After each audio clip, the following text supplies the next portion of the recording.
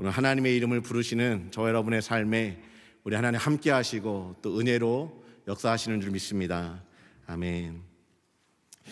우리 주일 일부 예배에는 창세기 지금 1장부터 쭉 말씀을 강해하고 있습니다. 일부 예배를 드리지 않는 분들이 많이 계시지만 우리가 창세기 1장부터 3장까지 전반부의 말씀 아마 많이 읽어서 알고 계실 것입니다. 아담과 하와가 죄를 짓고 에덴 동산에서 쫓겨났습니다. 그리고 창세기 4장을 보면요, 그들이 쫓겨난 이후에 기록되었던 에덴 동산 밖에서 기록되었던 첫 번째 사건은 가인이 자기의 아우 아벨을 죽이는 사건이었습니다. 하나님은 아담과 하와에게 선악을 알게 하는 나무의 열매를 먹을 때 너희들이 반드시 죽으리라 라고 말씀하셨죠. 그런데 그 성경의 첫 번째 죽음은 안타깝게도 형제가 형제를 죽이는 그 살인, 죽임당함이었습니다. 하나님은 가인에게 죄가 너의 문 앞에 지금 도사리고 있다. 죄가 너를 지배하려고 하는데 너는 죄를 다뤄야 된다, 다스려야 된다라고 미리 경고해 주셨지만요, 가인은 하나님의 말씀을 듣기보다는 자기의 분노, 또 자기의 예배를 하나님이 받지 않으셨다고 하는 분노, 또 판단, 이런 것을 앞세워서 아우를 죽였습니다. 그 결과 죄가 이 아담과 하와, 가인과 아벨 이 가정을 파괴하게 되었고 형제를 살인하는 그 살인으로 확산되었습니다. 이제 오늘 우리가 읽은 본문은요, 가인의 이 후손의 기록을 통해서 죄가 이 사회와 문명 가운데, 문화 가운데 어떻게 깊어지고 확산되는지를 먼저 보여줍니다. 오늘 첫 번째는 가인의 삶을 좀 들여다보기를 원합니다. 16절 보시면 가인이 여호와 앞을 떠나서 에덴 동쪽 놋 땅에 거주하더니, 여기서 여호와 앞이라고 되어 있는데 이 앞이라고 하는 히브리어가 파네인데요, 이게 얼굴이라고 하는 뜻을 가지고 있어요. 그러니까 가인이 오늘 여호와 앞을 떠났다는 건 여호와의 얼굴로부터 떠났다라고 하는 것을 의미하는 겁니다. 여러분, 여호와의 얼굴은 그분의 관심으로 말미암아 우리에게 주어지는 복과 은혜와 평강을 상징하는 거예요. 민수기 6장 24절부터 26절까지 하나님께서 출애굽한 그 백성들에게 모세를 통해서 말씀하시죠. 너의 형 아론에게 대제사장들이 앞으로 이스라엘 백성들을 위해서 이렇게 축복하라, 이렇게 축도해라 라고 이야기하는 구약의 제사장의 기도, 또 축도라고 불려지는 본문인데요, 보시면 여호와는 내게 복을 주시고 너를 지키시기를 원하며, 여호와는 그의 얼굴을 내게 비추사 은혜 베푸시기를 원하며, 여호와는 그의 얼굴을 내게로 향하여 드사 평강 주시기를 원하노라 할지니라. 여기 보면 하나님이 얼굴빛을 비춰주실 때 은혜가 임하게 되고, 얼굴을 향하여, 우리를 향하여 비춰 들어주셨을 때 평강 주시기를 원한다라고 그렇게 말씀하면서 이 얼굴이 하나님이 주시는 복과 은혜와 평강을 상징하는 것을 알 수 있어요. 그런데 오늘 가인이 그 여호와의 얼굴로부터 떠났다. 즉 오늘 가인은 하나님이 가인에게 주려고 했던 복과 은혜와 평강을 거부했다는 겁니다. 그가 아내와 동침함에 그가 임신하여 에녹을 낳은지라 가인이 성을 쌓고 그의 아들의 이름으로 성을 이름하여 에녹이라 하니라. 여기 보면 또 하나의 문제가 있는데, 오늘 가인이 결혼을 해서 에녹을 낳았다. 이 에녹은 5장에 나오는 에녹과는 다른 사람입니다. 그 에녹을 낳고 성을 쌓고 그 아들의 이름을 따서 에녹이라 불렀다, 에녹성이라 이렇게 명명했다는 겁니다. 그런데 여기에 문제가 있어요. 문맥을 고려해서 보시면, 여기 계신 분들은 지난주에 말씀 못 들었지만 4장 전반부에 보면 여러분 가인이 동생 아벨을 죽였습니다. 구약의 율법대로 본다면 여러분 고의적으로 가인이 계획해서 들로 아벨을 데리고 나가서 거기서 죽이거든요. 고의적으로 살인한 것에 대해서는 사형을 당해야 마땅합니다. 그런데 하나님이 가인을 죽이는 대신에 형벌을 주셨어요. 그것이 4장 11절과 12절에 나옵니다. 땅이 그 입을 벌려 내 손에서부터 내 아우의 피를 받았은즉 내가 땅에서 저주를 받으리니 내가 밭을 갈아도 땅이 다시는 그 효력을 내게 주지 아니할 것이요 너는 땅에서 피하며 유리하는 자가 되리라. 어떤 형벌이냐? 가인이 아벨의 피를 그 땅에 흘렸기 때문에 땅으로부터 저주를 받아서 이제는 가인이 원래 농사를 짓는 자였는데 밭을 열심히 갈아도 그 땅에서부터 소산을 얻지 못한다는 거예요. 그리고 두 번째 형벌은 가인이 땅의 한 곳에 거주하지 못하고 이렇게 정착하지 못하고 땅에서 피하면서 유리하는 자가 된다. 이 유리하다라고 하는 뜻은 방황하다라고 하는 뜻이 있어요. 그래서 가인이 한 곳에 있지 못하고 방황하게 되어지는 그 형벌을 받게 됩니다. 이것이 너무 하나님, 제가 이 죄벌이 지기가 너무 무겁습니다 라고 이야기하자 하나님은 가인에게 표를 주세요. 그 표가 무엇인지는 알지 못하지만 가인이 땅에서 이렇게 돌아다닐지라도, 유리하면서 다닐지라도 다른 사람들이 가인의 표를 보고 가인의 생명을 해치지 못하도록 하나님이 가인을 보호하시고 죽임당함을 면하게 하시는 것들을 보게 되어져요. 그래서 가인은 이 땅을 돌아다니면서 살아가도록 하나님이 말씀하셨다는 거죠. 그런데 에녹을 낳은 후에 오늘 가인이 어떻게 하냐? 아들을 낳고 나니까 내가 이제 계속 떠돌아다니는 것이 어렵겠다고 생각이 들었어요. 유리하는 것을, 방황하는 것을 그쳐야 되겠다, 그렇게 생각을 해서 스스로 성을 쌓기 시작하는 겁니다. 물론 결혼을 해서 아내도 있고 아들도 있는데 그 갓난아기를 데리고 돌아다니면 당연히 위험에 노출될 수 있죠. 그러니까 정착하면서 살아야 되겠다, 그렇게 생각했을 수도 있습니다. 그러나 그 정착해서 있는 것, 하나님이 가인에게 원하시는 것은 이리저리 떠돌면서 살아가는 것을 원하셨다는 거예요. 가인이 그렇게 떠돌면서 살았으면 여러분, 하나님께서 가인을 지켜주셨을까요? 안 지켜주셨을까요? 우리 권사님 총기 있게, 맞습니다. 지켜주셨을 거예요. 그죠? 하나님 말씀하셨잖아요. 표를 주셨잖아요. 어느 누구도 가인이 생명을 해침당하지 않도록 하나님이 보호하셨잖아요. 하나님은 그렇게 지키시고 보호해 주셨을 거예요. 그런데 가인이 스스로 먼저 성을 쌓으면서 안전을 도모하기 시작했어요. 그러면 가인은 무엇을 더 신뢰한 겁니까? 하나님의 말씀을 신뢰한 거예요? 아니면 자기의 힘을 더 신뢰한 겁니까? 가인은 하나님이 아니라 자기가 성을 쌓고 자기의 힘으로 자기의 가정을 지키고 보호하려고 했다는 겁니다. 그러면서 그 성의 이름을 에녹이라고, 그렇게 아들의 이름으로 성을 부르게 됩니다. 여러분, 이것은 가인의 초점이 어디에 있었는지를 보여주는 장면이에요. 구약의 많은 사람들은 여러분, 아들의 이름을 지을 때, 또 어떤 것을 지을 때 하나님의 이름으로 이름 짓기를 좋아했습니다. 대표적인 게 야곱인데요. 여러분, 야곱이 아버지 이삭에게 아버지를 속이고 자기가 에서인 것처럼 변장을 해서 형이 받을 축복을, 그 장자권을 대신 받고 삼촌 라반의 집으로 도망하는 일들이 벌어지죠. 그렇게 도망하다가 날이 저물어서 광야 한가운데에서 이제 돌베개를 베고, 그러니까 아무것도 없이 돌베개를 베고 야곱이 잠이 들었습니다. 그런데 그 꿈에 사닥다리가 보이고 천사들이 오르락내리락 하는 게 보이고, 그 다음에 하나님께서 야곱에게 말씀해 주세요. 야, 네가 누워있는 땅 내가 너에게 줄 거다.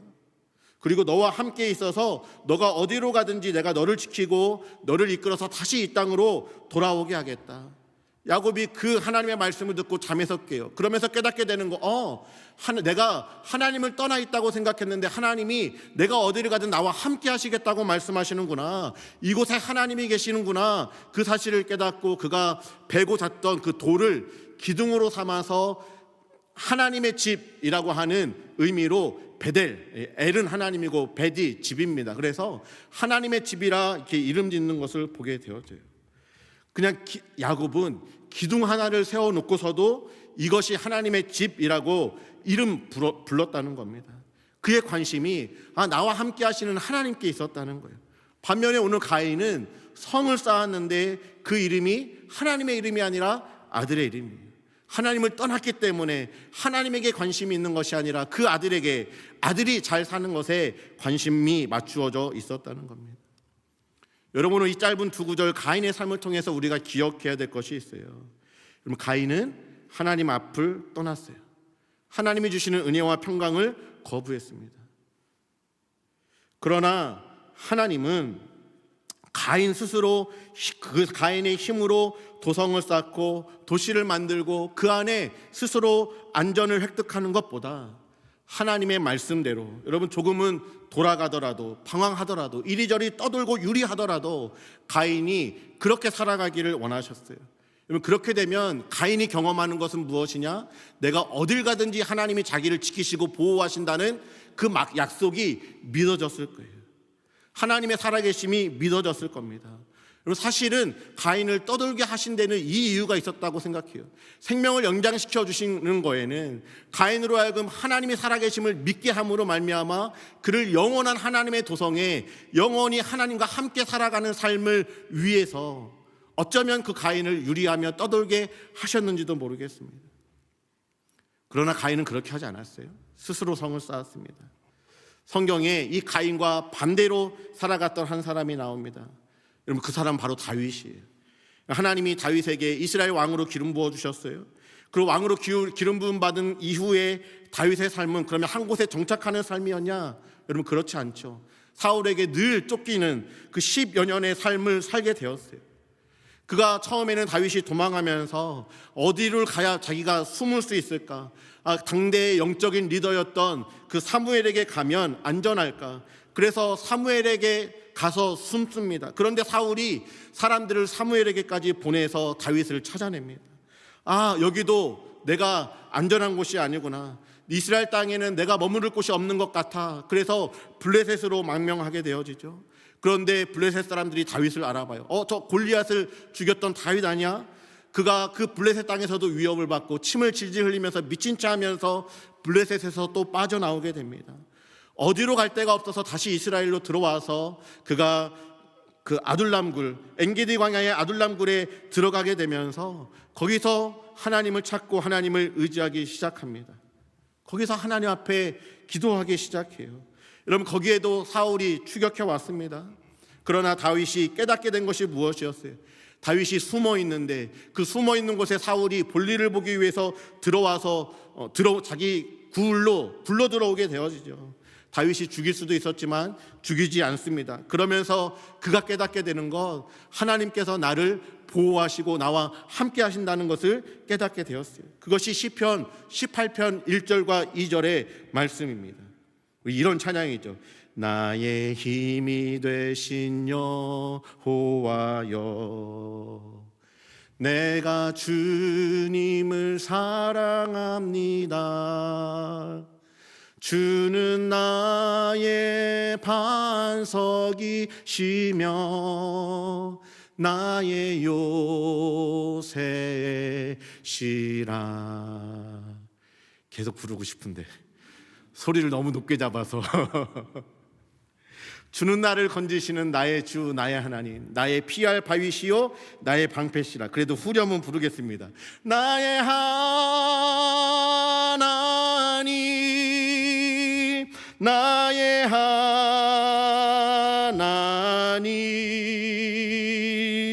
구원의 뿌리시요 나의 산성이라. 나의 하나님,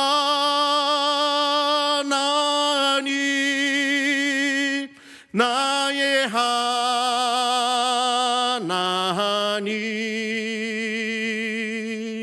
그는 나의 여호와, 나의 구세주. 아멘이십니까? 예. 여러분, 다윗이 고백했던 게 뭐예요? 하나님이 나의 요새시고 나의 피할 바이시고 나의 피난처이시고 나의 반석이시고 나의 구원의 뿌리시고 나의 산성이라 라고 여러분 고백하고 있어요. 다윗은 떠돌아다니는 삶을 살았지만 그 안에서 하나님이 자기와 함께 하심을 경험하면서부터 모든 원수들로부터, 사울로부터 자기를 보호해 주시고 구원해 주시는 하나님을 경험하면서 자기가 스스로 성을 쌓지는 않았지만 하나님이 나의 산성 되심을 여러분 그가 믿음으로 고백할 수 있게 되었다는 겁니다. 사랑하는 성도 여러분, 우리가 때로 인생을 살아가게 되어질 때 하나님께서 때로는 그 우리가 생각하는 그 안전망이라고 할까요? 여러분, 그것을 벗어나서 좀 떠다니도록, 유리하도록, 또 나로 하여금 방황인 것처럼 보이는 삶으로 인도하실 때가 있어요. 여러분, 그럴 때는 어떻게 해야 되는가? 가인처럼 스스로 성을 쌓고 그 안에 머무르기 위해서 애를 쓰는 것이 아니라 이것이 하나님이 나의 산성되심을 가르쳐 주시기 위해서, 그분이 나와 함께 하시면서 은혜와 평강을 주시기 위해서 나를 인도하셨고 나를 부르시고 지금도 나를 보내시는구나. 여러분, 이 사실들을 기억하면서 순종하시는 겁니다. 하나님의 약속을 신뢰하면서 나에게 말씀을 주시는 하나님, 신실하신 하나님, 그분은 나의 삶을 가장 잘 알고 계시고 나에게 가장 좋은 것을 주시고 생명의 길, 의의 길, 진리의 길로 인도하시는 분임을 믿으면서 여러분, 그 하나님을 신뢰함으로 믿음의 발걸음을 내딛는 거예요. 그러면 내 스스로 성을 쌓는 것보다 때로 여러분 불안할 수 있어요. 여러분, 위축될 수 있습니다. 돌아가는 것처럼 보일 수도 있습니다. 그러나 믿음으로 사는 그 삶을요, 우리 주님께서 받아주세요. 너가 믿음으로 살았구나, 너가 믿음의 사람이구나, 그 믿음을 인정해 주세요. 믿음으로 살았는데 이름도 없이 빛도 없이 삶을 마무리해야 될 수도 있습니다. 다른 사람들이 봤을 때는 다른 사람들은 많은 것을 이뤘는데 나는 이룬 것이 아무것도 없어 보일 수도 있어요.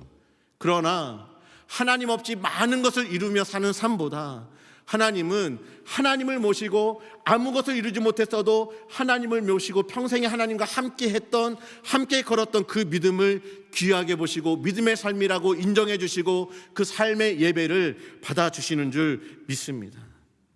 여러분, 오늘 저와 여러분이 가인과 같이 하나님을 떠나서 스스로 쌓은 성 안에서 안전함을 누리기보다 하나님이 나의 산성이시고 하나님이 나의 삶을 인도하시고 보호하시고 구원하시는 분임을 깨달아 그분이 산성되심을 경험하며 그분의 도성 안에 영원히 거하실 수 있게 되시기를 주님의 이름으로 축복합니다. 여러분, 오늘 두 번째로 가인의 후손들의 삶을 좀 살펴봅니다. 여러분, 하나님을 떠나서 가인이 세운 그 성 안에서 어떤 일들이 벌어집니까? 18절 보면 에녹이 이제 이랏을 낳고 또 무후야엘, 무드사엘, 람에게 이르기까지 계속해서 세대를 거듭하면서 또 생명들이 태어나는 역사가 가인에게도 나타납니다. 그러면서 성경은 이 라멕이라고 하는 사람에게 집중하고 있는데요, 이 라멕의 이름의 뜻이 능력 있는 자, 힘 있는 자입니다. 하나님 없이 살아가는데 생육하고 번성하는 일들이 벌어졌어요. 그리고 라멕이라고 하는 사람이 그 족보 가운데 등장하는데 능력 있는 자라고 이야기하고 있습니다. 또 어떤 일들이 벌어지는가? 19절부터 보시면 라멕이 두 아내를 맞이하였으니 하나의 이름은 아다요 하나의 이름은 실라였더라.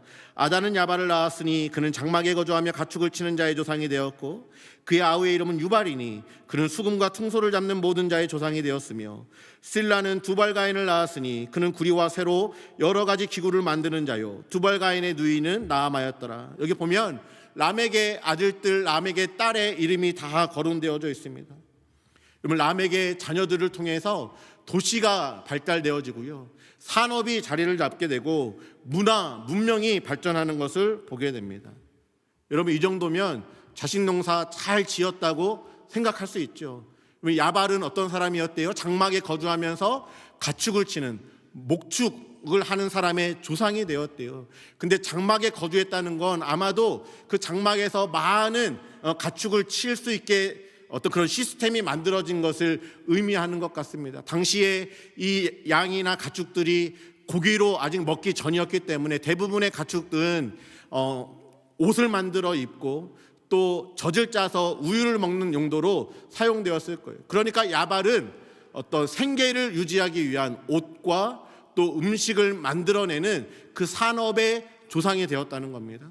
또 유발은 수금과 퉁소, 이거는 악기죠. 그래서 음악과 문화와 예술의 아버지가 되었다는 거예요. 여러분, 우리가 이 땅을 살아가면서도 좋은 음악을 들으면 때로 마음의 위로를 받을 때가 있지 않습니까? 그렇게 사람들의 메마른 감정을 만져주는 그 일들을 이 유발이 했을 겁니다.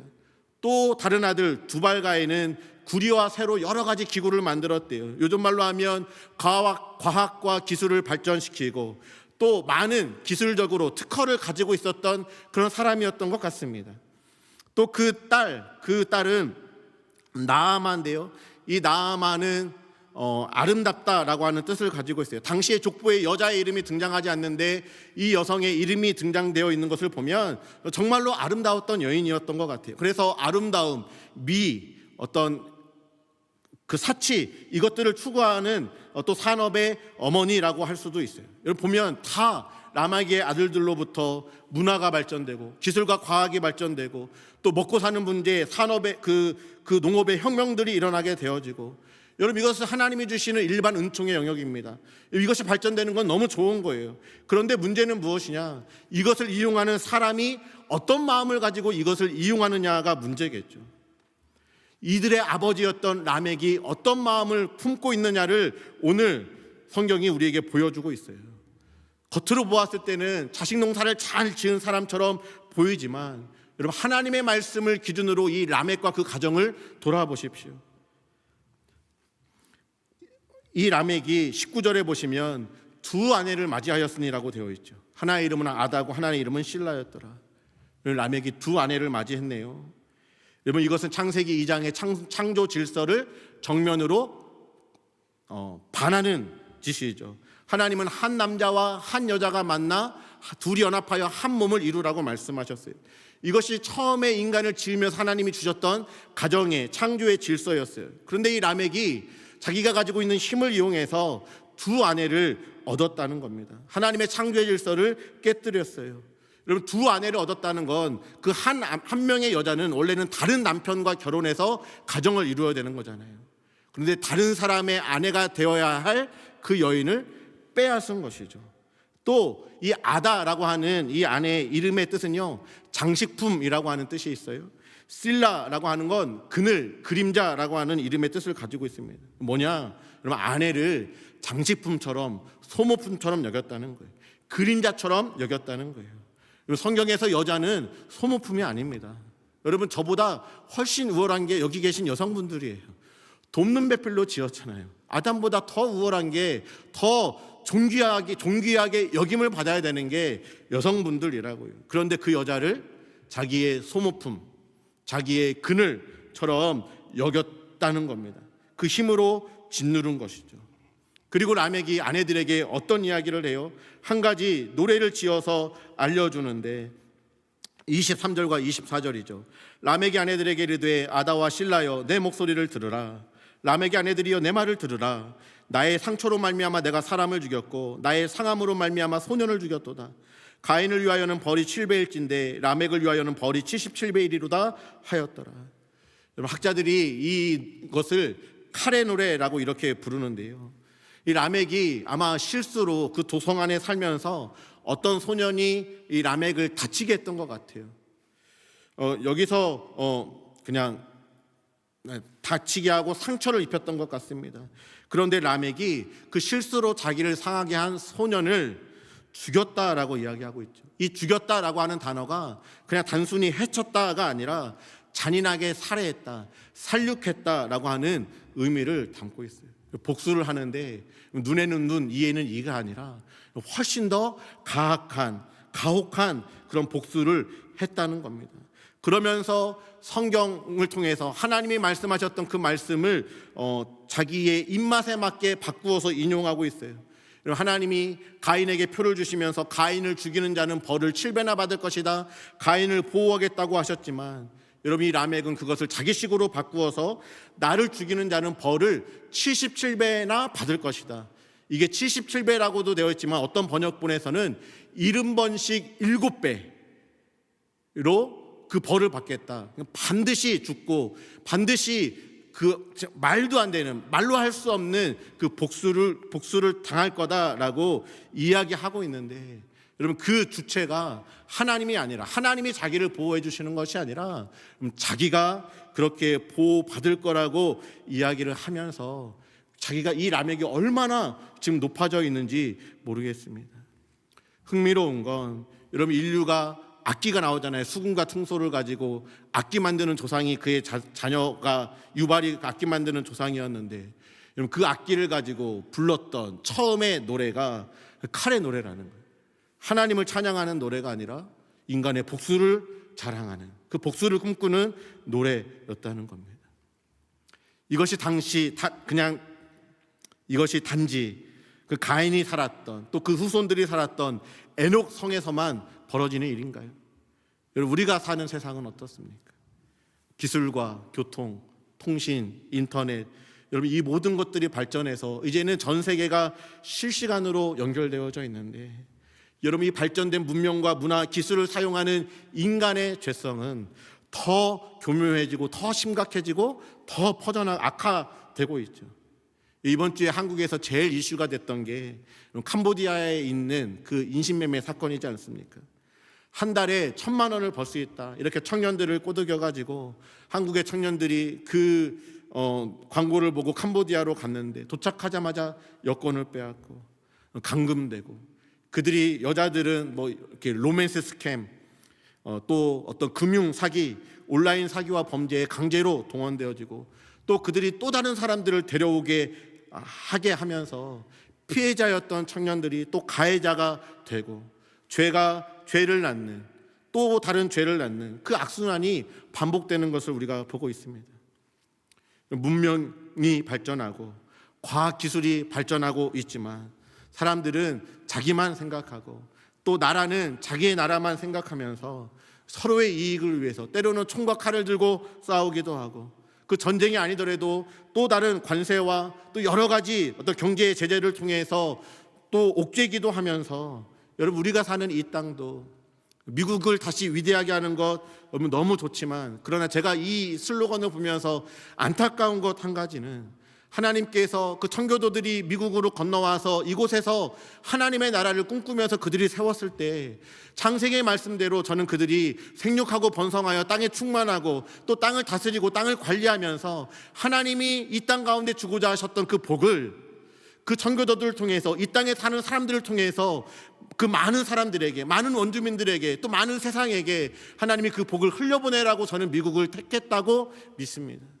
그런데 오늘의 사회가, 시대가 지나가면서 이게 갈라치는 것도 너무 심해지고요, 또 이 미국을 사람들이 잘 살고 또 부유하게 되고 또 평안을 누리게 되고 하는 것들은 너무 중요하지만, 근데 그것이 흘러가야 되는데, 그렇지 않습니까? 가난한 자들에게, 약한 자들에게, 또 어려움을 겪고 있는 국가들에게 하나님이 주셨던 은혜와 축복이 흘러가야 되는데 흘러가지 못하는 것 같은, 물론 그 가운데서도 하나님은 하나님의 일을 이루실 거지만 그 처음에 그 축복의 통로로서의 그 기능을 잃어버리고 있지는 않은지, 그것이 안타까운 것이 또 오늘의 이 땅을 바라보는 또 저의 마음인 것 같습니다.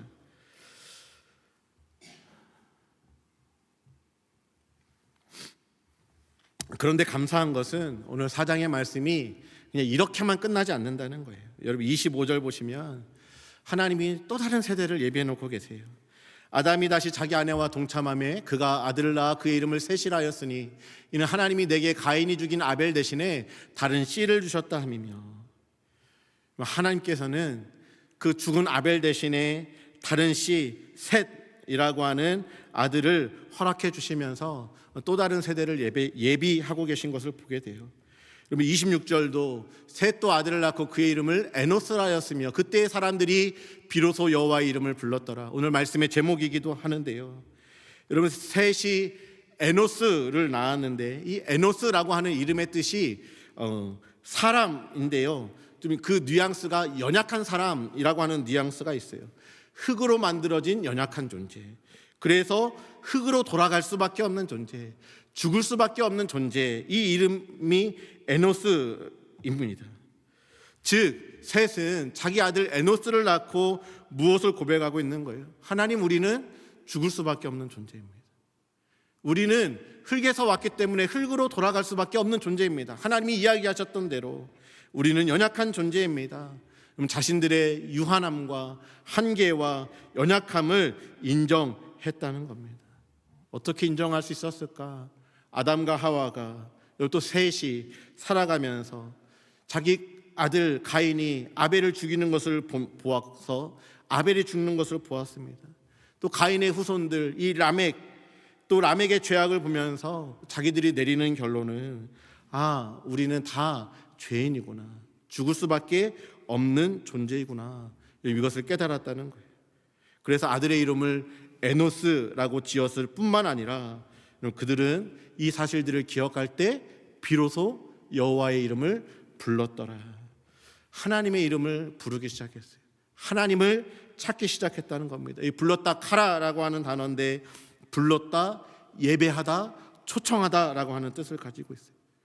죽을 수밖에 없는 나의 인생임을 깨닫고 하나님을 부르기 시작하는 겁니다.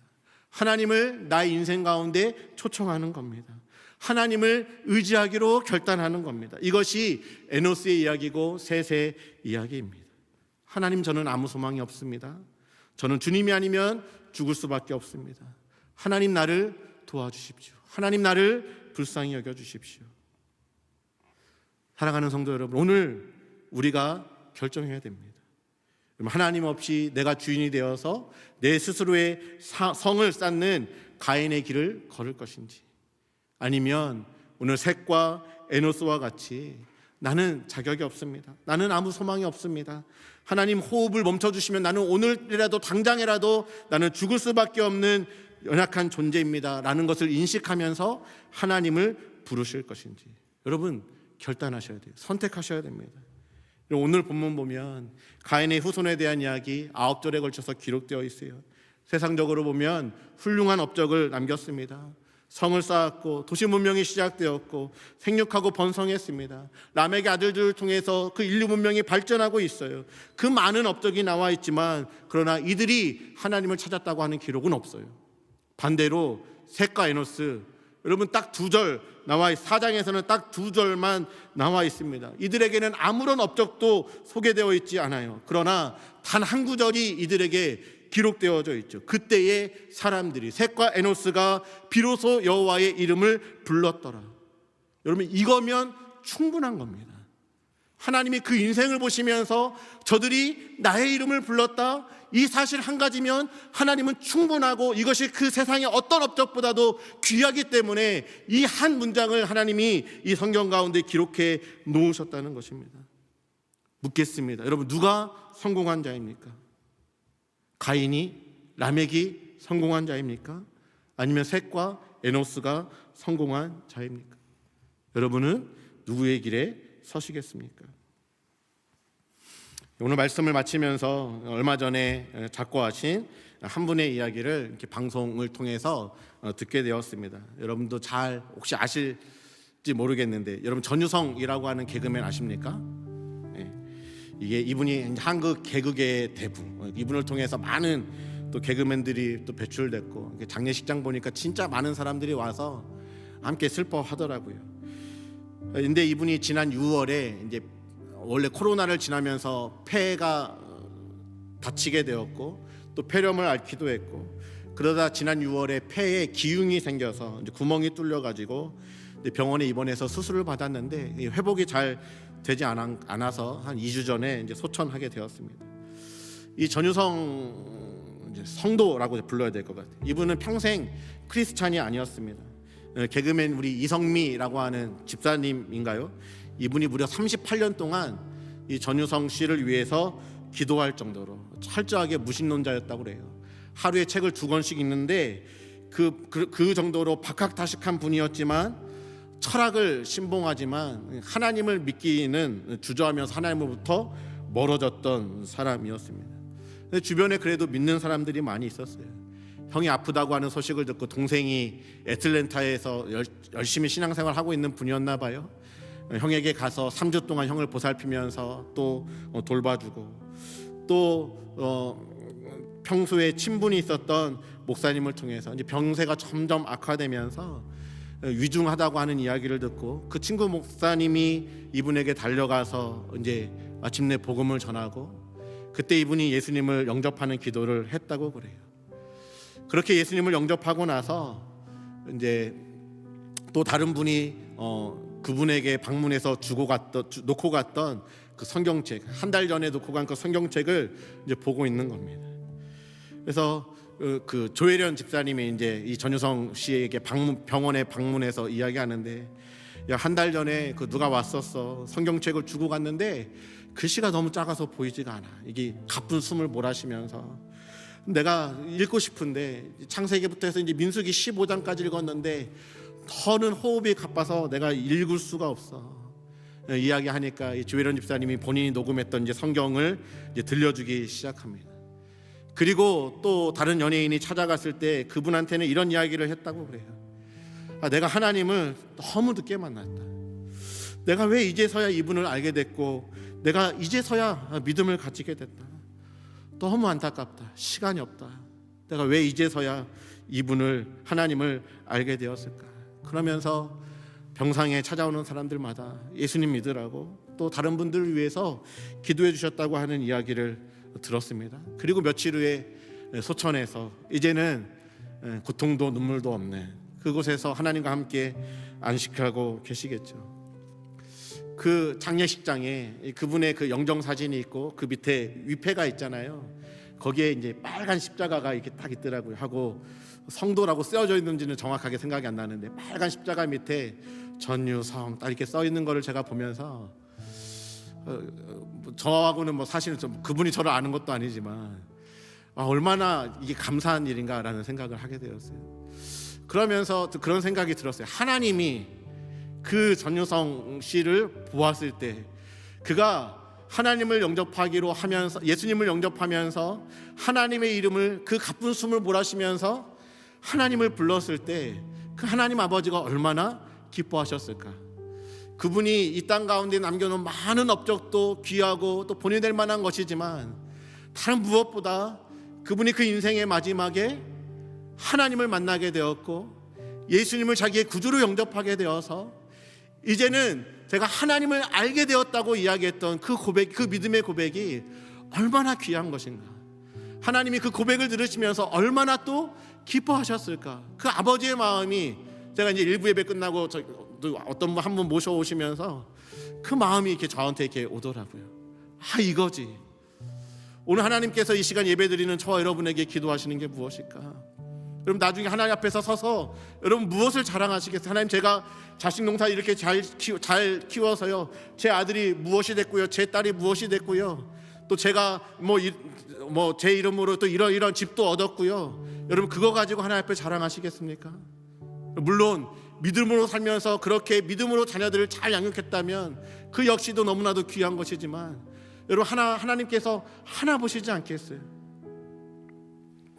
내 사랑하는 아들 저 성도가 하나님을 정말로 예수 그리스도를 구주로 믿어 하나님을 불렀는지 하나님을 부르지 않았는지 하나님을 찾았는지 하나님을 찾지 않았는지 그의 입으로 여호와는 나의 목자시라고 고백했는지 그러지 않았는지 하나님이 그것을 보지 않으시겠습니까?